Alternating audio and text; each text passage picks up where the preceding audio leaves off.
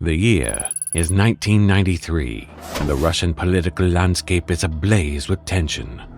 President Boris Yeltsin faces a daunting challenge. He's walking a tightrope, desperately striving to keep the specter of communism at bay, all while nurturing the dream of a democratic Russia.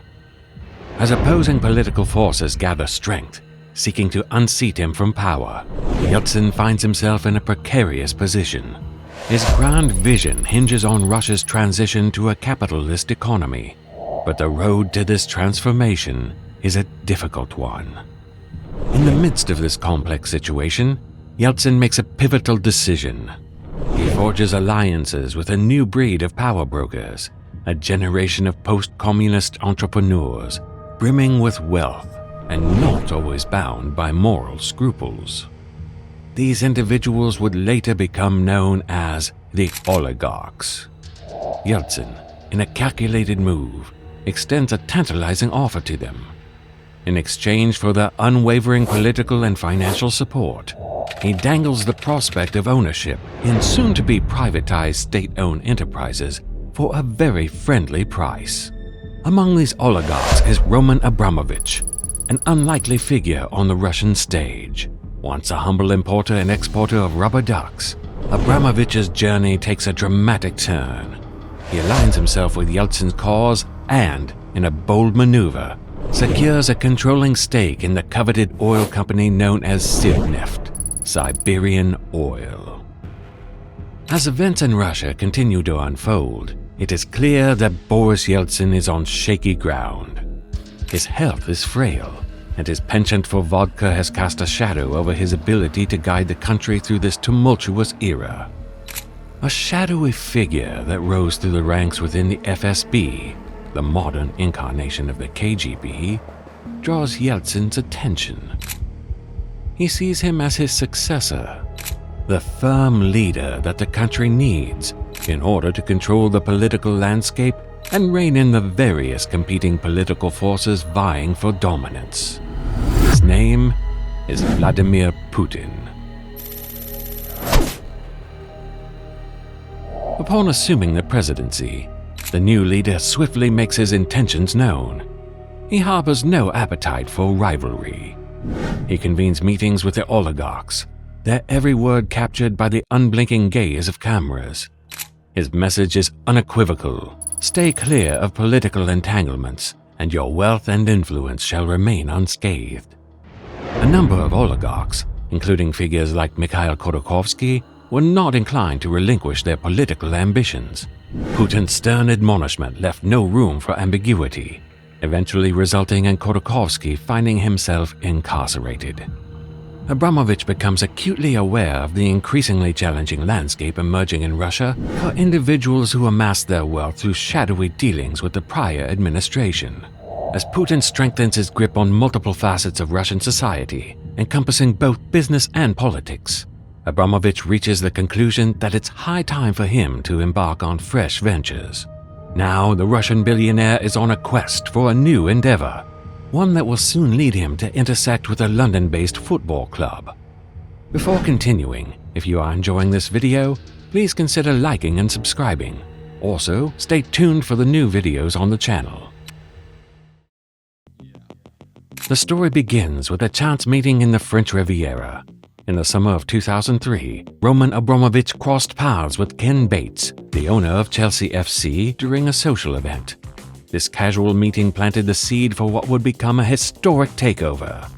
At the time, Chelsea was in financial distress. Despite the club's rich history and fan base, it struggled to compete at the highest level of English football. Ken Bates was facing difficulties in securing the funds needed to redevelop Stamford Bridge, the club's stadium. Following their initial meeting, Abramovich expressed interest in acquiring Chelsea. Negotiations between the two parties moved quickly, and it became clear that Abramovich was willing to inject substantial funds into the club. In July 2003, Roman Abramovich agreed to acquire Chelsea for a reported £140 million. This deal was a record-breaking transfer of ownership in English football at the time. Abramovich's commitment to invest not only in player transfers, but also in stadium redevelopment and infrastructure upgrades excited Chelsea fans. The takeover had an immediate impact on Chelsea. The club went on a spending spree in the transfer market, signing high-profile players such as Claude Makelele, Damien Duff, and Hernan Crespo.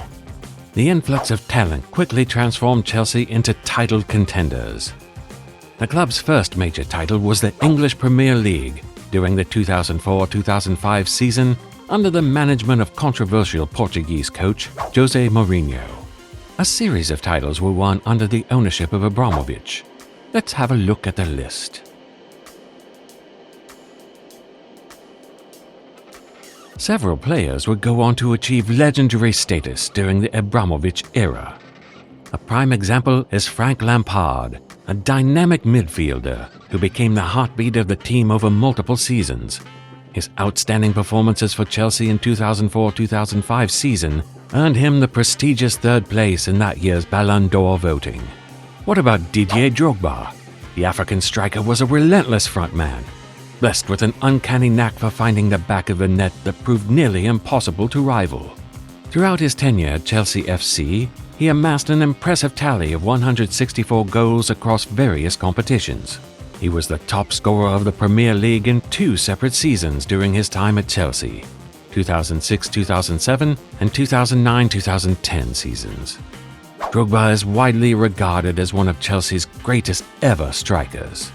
What can be said about John Terry? The revered defender, celebrated for his unwavering determination and indomitable spirit, served as the pillar of Chelsea's defensive setup for numerous seasons. He scored 67 goals for Chelsea, an impressive tally for a central defender, with a total of 717 appearances for Chelsea in all competitions. He is one of the club's all-time highest appearance makers, also being named in the PFA Team of the Year multiple times during his Chelsea career. Arguably, the most significant triumph among the conquests came in the 2011-2012 UEFA Champions League. A cherished dream for both Abramovich and Chelsea supporters, the club eventually realized this aspiration in a thrilling final showdown against Porto from Portugal. In a nail-biting contest, Chelsea emerged victorious with a 1-0 scoreline, clinching their second-ever UEFA Champions League title. The numerous triumphs appeared to paint a bright and promising future for the Blues. Under the ownership of the Russian magnate, Chelsea appeared well-positioned to establish itself as a primary contender in both the Premier League and the UEFA Champions League in the coming years. Their substantial investments and high-value signings had yielded significant returns, elevating the London-based team from the second tier of football to a prominent force on the global stage.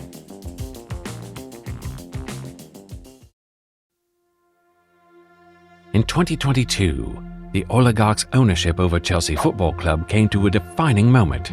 Putin's invasion of Ukraine as a response to the country's aspirations to join the North Atlantic Treaty Organization, NATO, had a seismic impact on the global stage. Britain has had contentious relations with the Kremlin in recent years, especially after the assassination of former KGB defector Alexander Litvinenko in 2006. Litvinenko, a former KGB officer, grew disillusioned with the corruption and what he perceived as mismanagement within the FSB, Federal Security Service. As a result, he defected to the United Kingdom in 2000. After his arrival in the UK, he continued to be an outspoken critic of the Russian government, which ultimately led to his poisoning by FSB agents and death in 2006.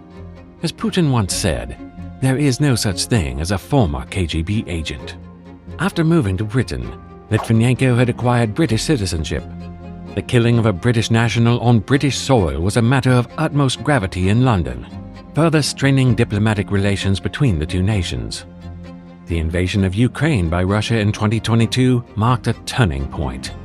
In an unprecedented move against a club owner, the Premier League took action, directing Roman Abramovich to cease his involvement with Chelsea and divest ownership.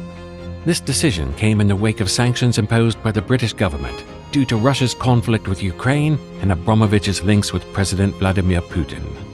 He was accused of receiving preferential treatment and concessions from Putin and the government of Russia, while also being targeted for his shareholding in steel mining and manufacturing company Evraz plc, a company accused of supplying steel to the Russian military.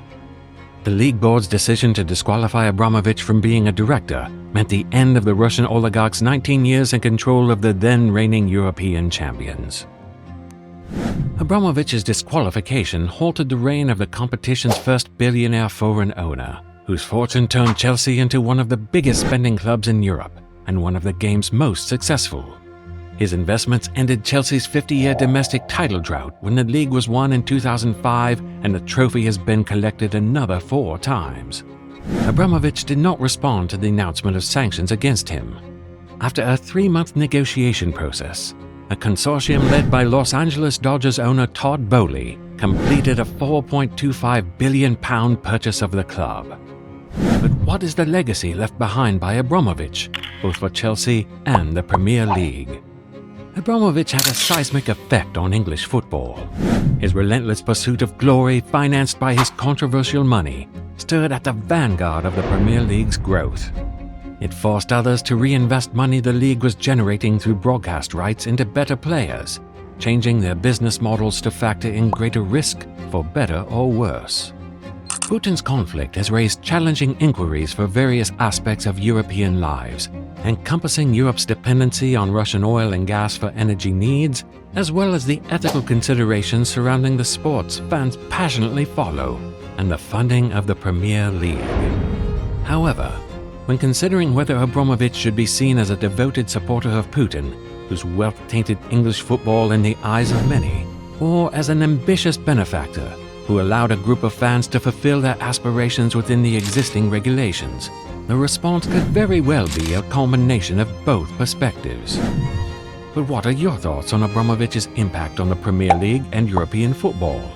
Should clubs have a better scrutiny process regarding the sources of funding coming into the leagues? Should sovereign funds be allowed to invest in football? How should FIFA deal with those issues? Please share your ideas in the comments below. And until our next journey into football affairs.